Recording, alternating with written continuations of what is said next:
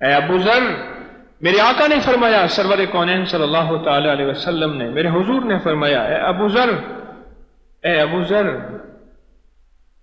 اپنے سے کم تر پہ نظر رکھ، اللہ جل شانہ کی نعمتوں کا شکر گزاری ہوگی۔ اپنے سے کم تر پہ نظر رکھ، اپنے سے کم تر پہ نظر رکھ۔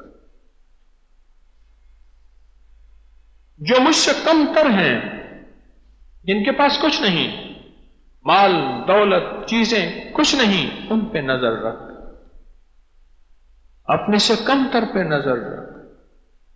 اے ابو ذر، اپنے سے کم تر پہ نظر رکھ، اللہ جل شانہ کی نعمتوں کی شکر گزاری تجھے ملے گی۔